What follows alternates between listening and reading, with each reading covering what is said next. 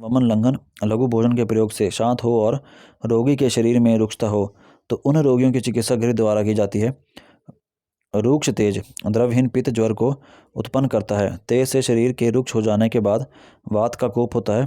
वह अनुबल यानी कि बाद में प्रकोपित वात धातु स्नेह वह अनुबल वात धातु स्नेहबद्ध अर्थात स्नेह से नष्ट किया जा सकता है। परम शिव कल्याण किससे? ऊपर बताए हुए सभी ज्वरनाशक कषाय घृत के साथ ज्वर शांति के लिए तथा अग्नि संदूषण के लिए प्रयोग करना चाहिए। पिपल्यादि घृत शीघ्र ही जीर्ण ज्वर को दूर करता है। वासादि घृत जीर्ण ज्वर को दूर करता है। बलादि घृत ज्वर दूर करने में उत्तम है। ज्वर में संशोधन का विधान बहुत दोष वाले ज्वर में रोगियों के लिए वमन विरेचन का प्रयोग कल्प स्थान अनुसार योग्य अवस्था में कराएं। वमन द्रव्य मदन फल को पीपर या इंद्र जौ या मुलेठी के साथ खाकर ज्वर शांति के लिए वमनार्थ गर्म जल पिलाएं। विरेचन द्रव्य 10 विरेचन योग निर्देश हैं। इनका प्रयोग मृदु मध्य कठिन कोष्ठ के अनुसार किया जाता है। पंचमूल साधित क्षीरपाक लघु पंचमूल से सिद्ध किया हुआ गोदुग्ध पीकर ज्वर से पीड़ित रोगी काश श्वास सिरसूल और जीर्ण ज्वर से मुक्त होता है। एरण मूलादि क्षीरपाक एरण मूल क्वाथ या कच्चे बेल की गुद्दी से सिद्ध किया हुआ दूध का पान करने से परिकर्तिका से युक्त ज्वर से रोगी मुक्त हो जाता है। त्रिकंटक आदि क्षीरपाक मलमूत्र का विबंध दूर होता है तथा शोथ और ज्वर का नाश होता है। नागर आदि क्षीरपाक पिपासा ज्वर का नाश होता है। दुग्ध में चौगुने जल के साथ पकाया हुआ गोदुग्ध पीने से ज्वर नाशक होता है। धारोषण गोदुग्ध पीने से शीघ्र ही मनुष्य वात पित्त जन्य ज्वर पर विजय प्राप्त कर लेता है। जीर्ण ज्वर में दुग्ध की श्रेष्ठता उत्तम है। दोषानुसार औषधियों से पकाकर गर्म या शीतल पीना चाहिए। बस्ती प्रयोग दोष इन पकवाशे अगर दोष पकवाश में हो तो फिर सिद्धि स्थान में बताया गया ज्वर नाशक निरु और अनुवासन बस्ती का प्रयोग करें। पटोल आदि निरु बस्ती मार्ग शुद्ध होते हैं। पटोल आदि निरु बस्ती से दोष निकलते हैं। धातुएं दोष रहित प्रसन्न होती हैं। अंगों में होने वाली पीड़ा शांत होती है। शरीर में अंग प्रत्यंग में लघु होते हैं। शीघ्र ही ज्वर छूट जाता है। आर्घवद आदि निरु बस्ती उत्तम ज्वर नाशक होती है। गुडुच्यादि निरु बस्ती ज्वर शांत करती है। बलवर्धक है। स्वेद कारक है। भोजन में रुचि उत्पन्न करती है। जीवन त्याद्य अनुवासन बस्ती ज्वर नाशक है। पटोल आदि अनुवासन बस्ती ज्वर नाशक है। चंदनादि अनुवासन बस्ती ज्वर नाशक है। ज्वर में शिरोविरेचन पहले सूत्र स्थान के भेषज अध्याय में तथा विमान स्थान के रोग भेषज अध्याय में बताए जा चुके हैं। सूत्र स्थान मातृशीति अध्याय 5वें चैप्टर में नस्य के लिए अणुतैल का विधान है। इसी में शिरोविरेचन के लिए धूमवर्तियों का उल्लेख है। अभ्यंग आदि शीतजन्य में उष्ण और उष्णजन्य में शीत अभ्यंग आदि कराएं।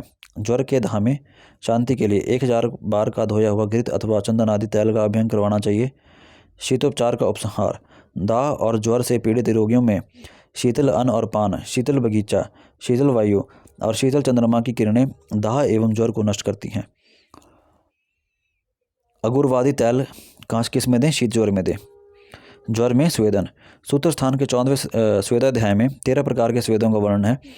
उनका प्रयोग यदि मात्रा और काल जानने वाले वैद्यों से कराया जाए तो वह स्वेद शीत ज्वर को दूर करने वाला होता है। स्वेदा अध्याय में कहे गए कुटी स्वेद और स्वेद करने योग्य विस्तर और स्वेद करने योग्य आच्छादन शीघ्र ही ज्वर का शामक होता है। और अगर का घना धूप शीत ज्वर को शांत करता है। लंघन का निषेध वातजन्य श्रमजन्य जीर्ण क्षत ज्वरों में लंघन लाभकर नहीं है। शमन चिकित्सा द्वारा शांत करनी चाहिए। किसमें? शमन चिकित्सा वातजन्य में श्रमजन्य में जीर्ण में और क्षतज में। ज्वरों में अग्निमंद क्यों होता है? क्योंकि कुपित दोष मनुष्यों के आमाशय में रहने वाले उष्णता यानी कि अग्नि को बाहर निकालकर रसधातु के पास जाकर अर्थात उस रस को दूषित कर ज्वर को उत्पन्न करते हैं। निराम ज्वर प्राप्ति काल 7 धातु में प्रविष्ट सामदोष 7 दिनों में पच जाते हैं। इसलिए प्रायः 8वें दिन ज्वर आमरहित हो जाता है। गुरु आहार से हानि ज्वर से पीड़ित व्यक्तियों में जब दोष का वेग प्रबल हो और वह व्यक्ति अल्पाग्नि होते हुए विशेष रूप से गुरु अन्न का सेवन करता है तो सहसा उसका प्राण शरीर से मुक्त हो जाता है अथवा वह रोगी बहुत दिनों तक कष्ट पाता है। वातिक ज्वर में सहसा गुरु आहार निषेध वातज ज्वर में अभ्यंग जब पित्त तथा कफ का संबंध न हो उससे अभ्यंग आदि चिकित्सा का प्रयोग करें। वातज ज्वर में जीर्ण ज्वर के ही उपक्रम कषाय पान करने के बाद मांस रस के साथ भात का सेवन करना चाहिए और जीर्ण ज्वर नाशक सभी चिकित्साओं का प्रयोग करना चाहिए। जो व्यक्ति कफ प्रकृति का हो और उसे ज्वर हो तथा बात का संबंध बिल्कुल न हो, अग्नि मृदु हो, कफ प्रधान ज्वर हो तो दोषों का पाक 7 दिन में भी नहीं होता है। अतः ज्वर की प्रथम अवस्था में बताए हुए लंघन, अल्प भोजन, लघु भोजन आदि विधियों का उचित रूप में सेवन करते हुए 10 दिन तक व्यतीत हो जाने पर कषाय आदि के द्वारा चिकित्सा करें।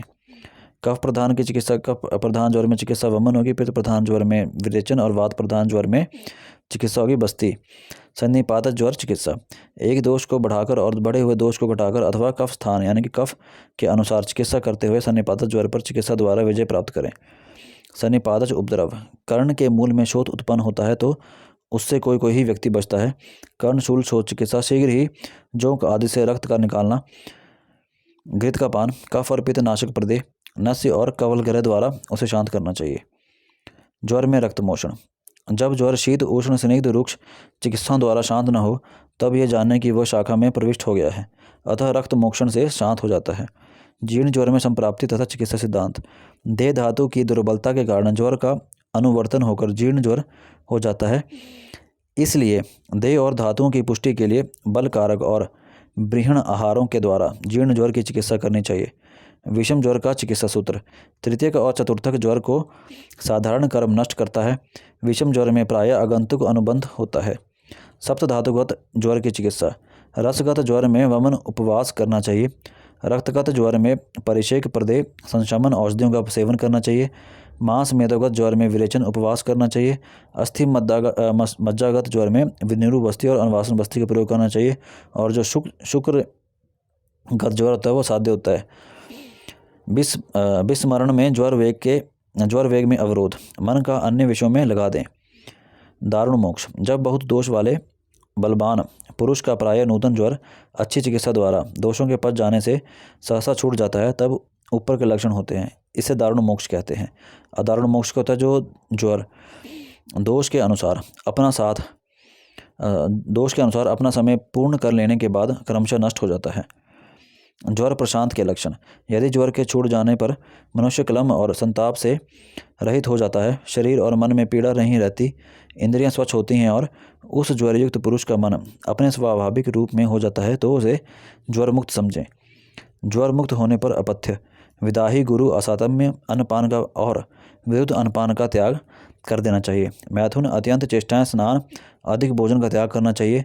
ऐसा करने से यदि ज्वर रहता है तो शांत हो जाता है और यदि ज्वर छूट गया है तो पुनः नहीं आता है। बलवान होने तक व्यायाम, मैथुन, जब तक बलवान नहीं हो तब तक व्यायाम, मैथुन, स्नान, अत्यधिक घूमना फिरना इनका सेवन नहीं करना चाहिए। पुनरावर्तक ज्वर के कारण, अगर ज्वर पश्चात संपूर्ण बल न आने पर ऊपर वर्ज्य कारण किए जाएं तो ज्वर फिर से लौट आता है, इसे पुनरावर्तक ज्वर कहते हैं। अन्य रोग में भी पुनरावर्तकत्व। इसी प्रकार दूसरे भी रोग यदि शांत होने पर अपथ्य सेवन से या उनके दोष पूर्ण रूप से बाहर न निकलें तो थोड़े में ही अपथ्य सेवन से रोग पुनः लौट आते हैं। पुनरावर्तक ज्वर चिकित्सा, मृदु संशोधन द्वारा दोषों की शुद्धि, यापन बस्ती का प्रयोग, भोजन में हल्का यूष और जांगल पशु पक्षियों के मांस का रस लाभकर होते हैं। पुनरावर्तक ज्वर में अभंग आदि का प्रयोग करें। पुनरावर्तक ज्वर नाशक, किरातिक आदि क्वाथ, 5 द्रव्यों का क्वाथ कुछ दिन लगातार पान करने से पुनरावर्तक ज्वर शांत हो जाते हैं। ज्वर की चिकित्सा में विशेष सावधानी का कारण, ज्वर रोग समूह में राजा है, सभी प्राणियों का अंत यानी कि नाश करने वाला है और विशेष रूप से दारुण यानी कि भयंकर है। अतः चिकित्सक को ज्वर की चिकित्सा में विशेष सावधानी और प्रयत्न करना चाहिए। संताप के 3 प्रकार होते हैं, शारीरिक, मानसिक और इंद्रियक। शारीरिक में देह संताप, मानसिक में मन संताप और इंद्रियक में इंद्रिय संताप। ज्वर जो होता है यहाँ पे 2 प्रकार का होता है लास्ट वाले पॉइंट में, विसर्गी और अविसर्गी। विसर्गी भी 2 प्रकार का होता है, मुक्तानुबंधी और पुनरावर्तक। मुक्तानुबंधी क्या होते हैं, सतत, अनिर्देशक, तृतीयक और चतुर्थक। और अविसर्गी संवेगी और विषमवेगी। संवेगी में सन्निपातज ज्वर 13 प्रकार का होता है और विषमवेगी में संतत ज्वर। ज्वर चैप्टर इज फिनिश्ड।